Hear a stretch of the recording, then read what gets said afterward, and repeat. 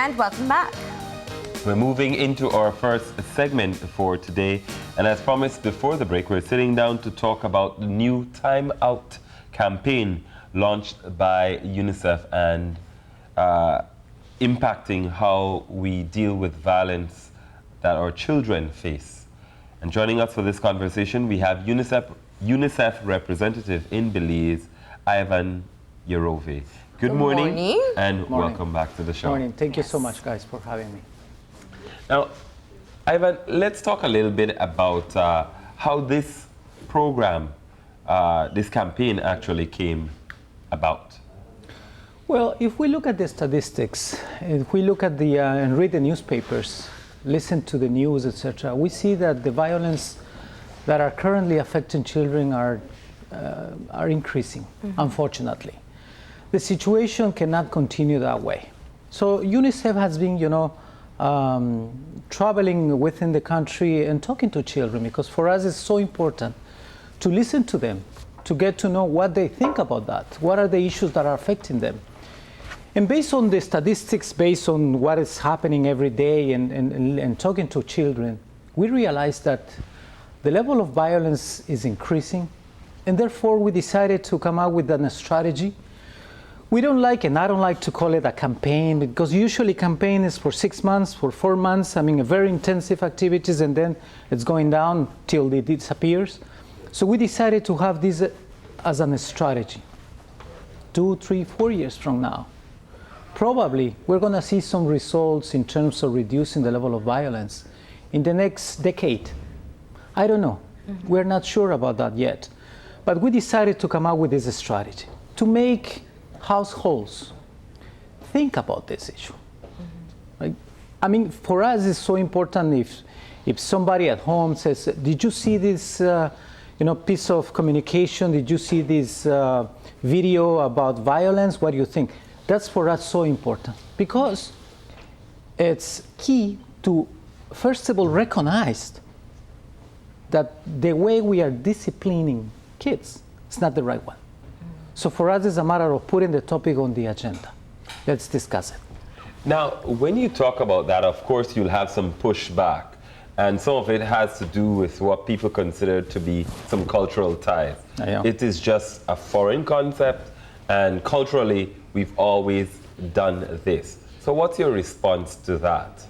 Well, we have heard so many different versions of it. Let's say somebody says, well, I was not hit when I was a kid, and I turned out to be, a nice guy, good professional, etc. But you also have the other side. It says, well, I was not raised with, punishment and things like that, but I'm also a good guy and a nice person. So there are different versions of it. Somebody says it's a cultural thing, but it's not, it shouldn't be that way. That's the point. Right? Because we usually said, oh no, it's a cultural thing, so I'm allowed to discipline kids using, a stick or using verbal abuse, which is so common. But I remember you had an interesting note last week with a person that what she said was correct. We believe that the only way to solve, some disputes and situations is through violence. Kids see this. Children see that. That they have, a violent behavior, and they think, oh, that's the only way to solve the situation. But it's not the way it should be. We encourage the communication, talking, so that's why our concept of timeout is for adults.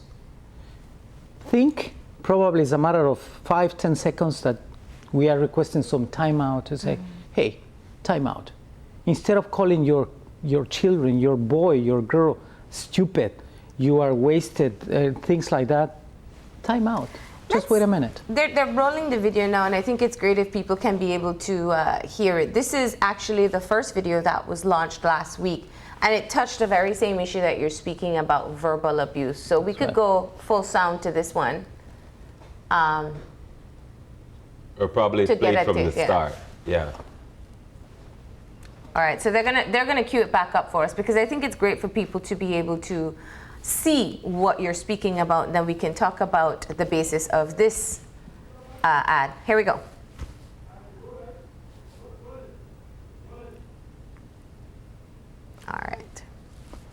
Thanks, guys.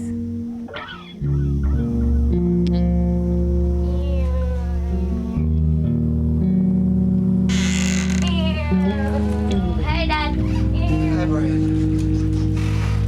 Please stop running around the house. Right now, Dad. Damn it, Brian! I told you stop it! Can't you hear me? Are you deaf? Are you just being... Time out. Your life is stressful, and it is easy to lose your patience. When you feel this is about to happen, take a time out. Harsh words are verbal violence and can be very harmful. They are not forgotten. Offering alternatives and communicating with your child is the best way to build real respect. I'm sorry, Brian. That just had a rough day at work. Can you do something quiet? Do you want a job? That's more like it.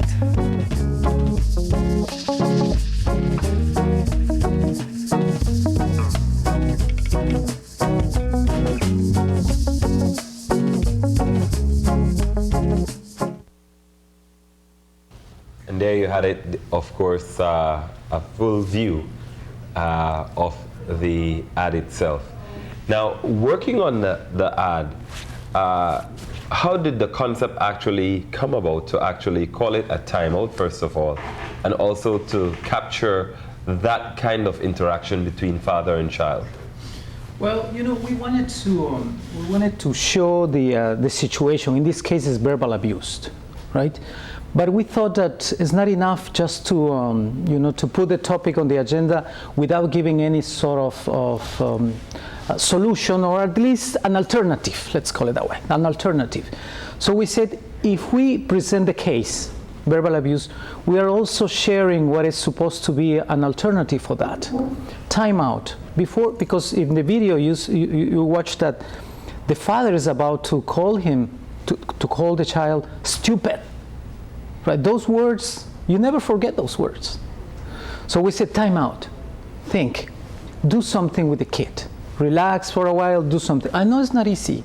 I mean, we've been through all these situations. Yeah. I'm a father myself. We've been through, terrible situations when you don't know what to do and you're about to hit your child. So the idea is time out. So the concept is, because we understand that time out, we usually, parents call time out to the kids. Mm-hmm. So we say this time out for the parents. Take a moment, relax for a while, and then try to do something different. And now the issue, the reason I thought the video was very much something that people could understand was simply because we don't think of abuse or violence towards children, including verbal abuse. Mm-hmm. In the rounds that you made around the country, there were many issues that came out through the focus group. That's right. What were some of the prominent ones that stood out for you that the children are saying that they are trying to deal with? Yeah, well, first of all, they say, for instance, they don't trust adults. Mm-hmm. They don't trust adults. Why? Well, because adults call them names. They call it stupid.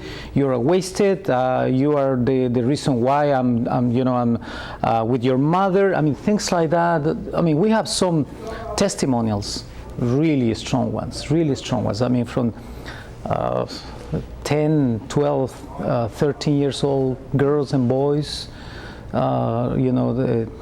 sharing with us what they hear at home, how their parents call them and things like that. So that means that kind of words and expressions are going to be part of their lives forever. They never forget. And if we don't do something about it, we're not going to break the level of violence, and we're not going to break that the circle of violence, because those kids that are, well, now 12, 13, they're going to be soon 19, 20, 21. They're going to have their own family. And I'm sure that's the way they're going to, deal with the disputes and deal with the issues at home, mm-hmm. through the violence. Of course, we are here talking about verbal abuse and things that it's hard to recognize. Mm-hmm. We understand that. But we are also facing with sexual abuse, for instance. And I've been sharing, some of the statistics that are coming from the police. 174 cases, reported cases. That means one girl or boy is sexually abused every 2 days. It shouldn't be that way. We have to do something about it. Of course, we have, this strategy of prevention, let's call it that way. Huh? Be aware of it, some sort of awareness at home, creating that level of conversation at home. But we also have the rule of law. If there's an adult that raped a girl, he or she should go to jail. That's the strong, straightforward message that we have to provide. So it's reducing impunity. I like to call that, because if we manage to reduce impunity, that means those that are committing a crime against a child are going to jail, if that is the case.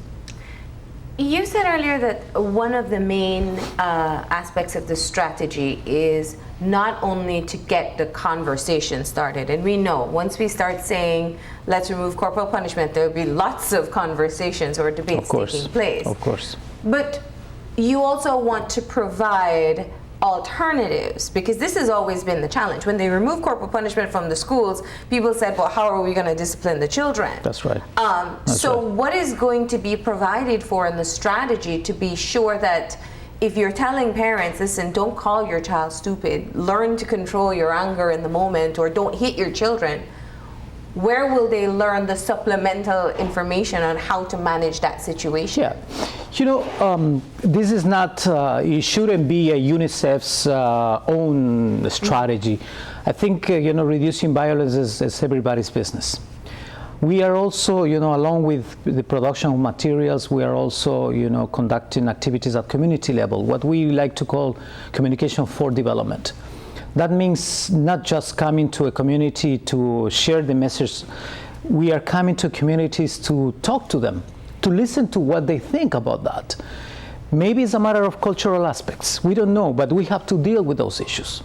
So we are also thinking about, doing some alternative discipline, training, information, through the schools, for instance, the parent-teachers associations. We have to touch base with whoever is doing something. And we are about to have the mayor, the votes and the municipal elections. Mayors play a major role as well. Everyone has to be, everyone has to be on board discussing about this issue. That's where we hope to, interact. For instance, the Chief Justice mentioned the other day that he wants to upload the videos in the Supreme Court webpage. Thank you. I mean, that's what we need. We need, to have different people talking about this issue. That's what we are aiming to. So what has been the strategy to actually let people have interaction with the overall objectives on a more relaxed basis with the overall objective of this particular timeout strategy? Well, we've been traveling around the country, getting information and doing some focus groups. These videos is not, they're not coming, or the strategy itself is not just coming out of my desk or out of somebody else's desk. This is, it has been, a lot of people interacting in this production and the whole concept and the whole strategy. Of course, we would like to have, some sort of an evaluation probably at the end of 2016. We are giving ourselves 2 years. With the production of materials and communication for development activities at community level. And I think after 2 years or year and a half, we have good information to evaluate whether we are impacting or not. Mm-hmm. That's key. But I'm really happy that the level of participation has been really great and receiving positive and not so positive comments. Everything is worth it for us, because we don't pretend to be, to know everything about the country, especially in my case, I'm new in the country. But we've been interacting with a lot of partners, government entities at community level, NGOs that are currently working in the field. They've been sharing with us a lot of comments and concepts behind this. So we are really, we really hope that this strategy is going to make at least the country think about that and talk about it.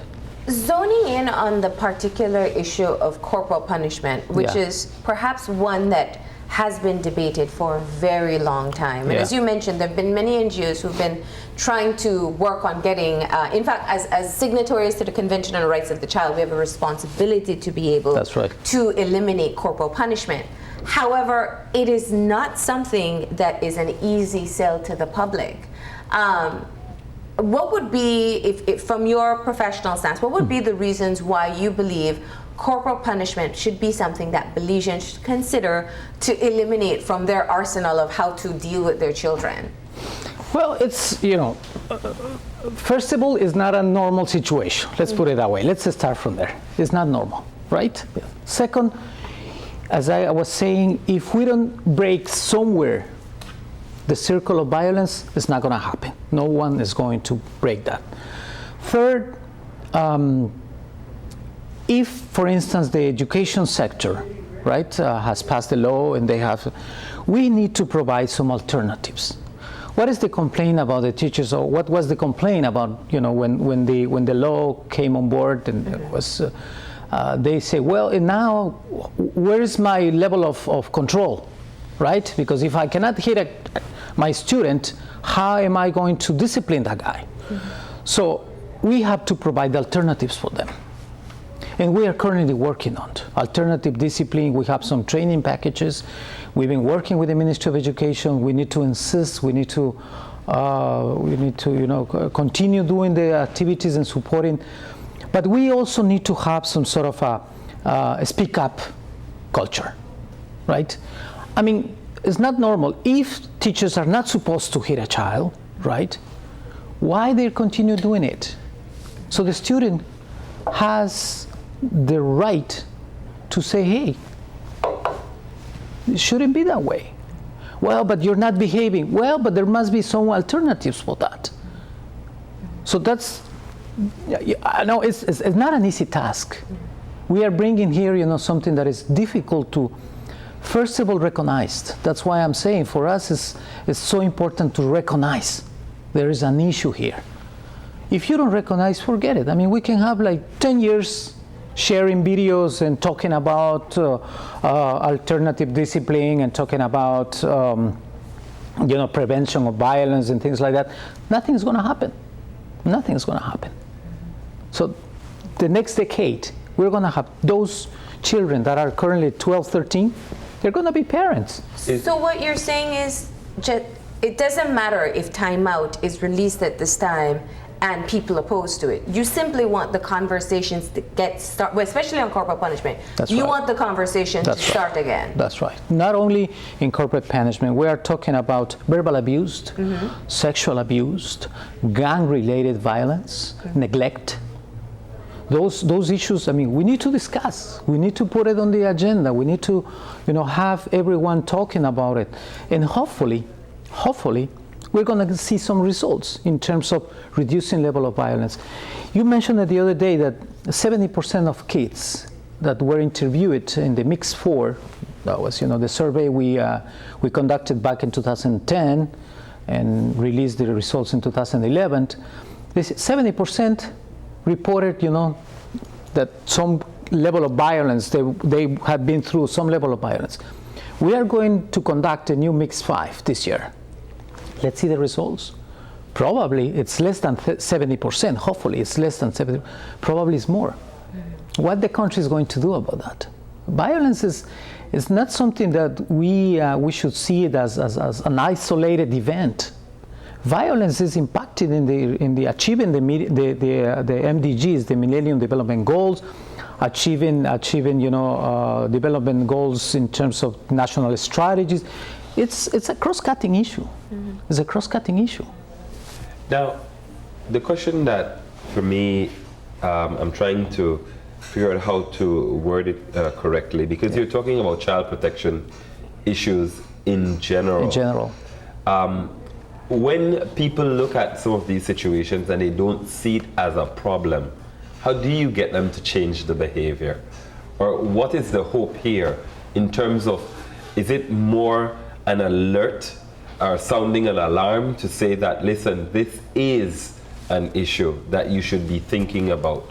Because it has been done on such a normal and consistent basis that people don't see it as an issue, that it's being almost as if though it's being introduced like this is an issue. Well, that's precisely the biggest challenge that we faced. Changing attitudes and behaviors is not an easy task, and we are conscious about it. We know that it's not going to be enough to have 5 videos. We know that. And we have, information from other countries in the region or even beyond Latin America that have conducted this sort of strategies for a long time. It's medium to long term, but there must be a point where we can start. And for us, it's the moment to start talking about these issues and put it on the agenda and put it on the table to be discussed. Definitely, the change it comes from you. It comes from inside. Nobody makes you change unless you want to change, unless you are convinced. If you're not convinced, you're not going to change, no matter what. Of course, there are always, some community pressure, like the neighborhood, like you feel ashamed to hit a child or to use. Well, we have some testimonials, incredible testimonials. But probably the community pressure, because there's a social acceptance. Mm-hmm. That the same social acceptance should change and say, it's not the right way to do it. It's not normal. But changing behaviors is definitely one of the hardest part and the biggest challenge that we faced. And how do you find out the root of the behaviors? Is that going to be a part of the strategy as well? As in, why do we do the things that we do? Well, probably we are about to conduct a CAP survey, it's knowledge, attitude, behavior, and practices, so practice and behaviors. That's something is going to reveal very important information for us. Mm-hmm. It's the way we are conducting this is going to, of course, be conducted at national level, mm-hmm. different ethnic groups, different districts. We're going to have this as a baseline to precisely know why they're doing this, why they think that using verbal abuse is so important for them. That's why they practice this. So that survey is going to definitely help us to even to adjust the strategy according to what are we going to collect, the information that we're getting. It's very important as a baseline, and definitely after 2 years, as I have mentioned it before, after 2 years we believe we can have enough information to evaluate and look back at the baseline. Probably we're going to see some changes in 2 years from now. Now, for me, one of the things that people often say when we speak about, I think when you speak about sexual abuse or extreme physical abuse or neglect, and even the gang violence, there's solidarity in terms of recognizing we don't want it in the country. That's right. But the actions and changes in behavior perhaps is a different aspect.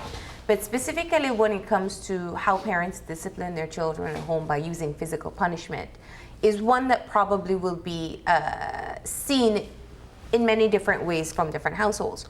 One of the criticisms is, of course, UNICEF is an international organization, and many people may perceive it as an international agenda being enforced locally. Yeah. For years, people have said quite casually, that's an American thing, that's not in Belize, we do it differently. What do you say to that? Well, first of all, I fully agree with you in terms of the solidarity and expressions that this is not a violent country. That's not our intention to come and say, hey, you're a violent country, do something about it. That's not our intention. We do recognize that there are a lot of voices that are against violence, that definitely disagree with the level of violence or corporate punishment or verbal abuse. But the reality and the figures are saying the contrary. You know, sexual abuse, for instance. So many girls being raped. 12 years old, 7 years old, 13 years old, 15 years old. It's not normal. Something is going on. So perhaps we don't want to be perceived as an international organization coming out or coming to the country with an international agenda. Oh, because UNICEF is doing it in South Africa, UNICEF is bringing this to Belize. No, everything comes from the country. And you see that it's not the video, for instance, we would like to have regular, normal Belizeans talking to regular, normal Belizeans. The videos, I mean, we're not choosing an international actor to come and say, hey, we are using regular, normal people. Belizeans should tell Belizeans, not international, not me saying, hey, of course UNICEF is promoting and UNICEF is supporting, but I wouldn't mind, for instance, removing UNICEF's logo from the videos. I don't mind, as long as we put the topic in the agenda. It's not a propaganda for UNICEF or things like that. And I'm so open. I said, if somebody wants to use the videos removing UNICEF's logo, go ahead. I don't mind. I know I will have to explain my donors, because we receive funds from donors and they like to see, you know, what we are doing. I could explain to him, but to them, but the issue is not UNICEF, you know, trying to be recognized as the savior of the country of this. No, somebody has to put the topic on the agenda. That's UNICEF. When you look at difficult topics like these, whether it's violence, and it requires an introspective look by the collective community. That's right. And like you rightly said, creating a dialogue is a part of that process to actually get to that point. And while there's no end date in sight in terms of looking at this strategy, when you talk about looking at different facets of the society, is there a space being created? We've spoken already about the corporal punishment in schools, but even within churches, how do we get people to actually look at it from all different angles, from the morality of it, especially when one of the things that they use as a big reason, spare the rod and spoil the child kind of approach as well. It tells you that there also has to be a part of the conversation as well, to get different sectors of the community talking from their perspective about it. Well, that's precisely the intention of putting these videos, and hopefully they're going to be one per month being broadcast, hopefully. But that's precisely the issue is, you know, the parent-teachers associations, all the churches, all the communities talking about these issues. What they think about that probably are, you know, probably the way we are approaching these issues is wrong. I don't know, probably the churches are going to say, you know what, guys, you're wrong, because we have, or parents have the right and the mandate to discipline using the stick. Well, let's discuss it. I have a different opinion. Let's talk about it. So if we manage to have the country talking about it, I think that's our intention. Later on, we're going to see some figures. Hopefully, we're going to see less violence, you know, affecting children. And that's the same with everything. Once you have the commitment, the rest will come. That's what I always like to say. If I'm committed, the rest will come. And it's the same. It goes in parallel. You know, for one side, we are talking about prevention, recognize the issue and prevent violence, but also the rule of law. Sending a clear message. You're going to do something to a kid, you are going to jail. That's why we're working with the police, the Supreme Court, Ministry of Human Development. We are expecting to get in touch again with the mayors once they are elected, because this is everybody's business. That's how we see it. I mean, hopefully we're going to get some good results. and kids can, have a better protective environment.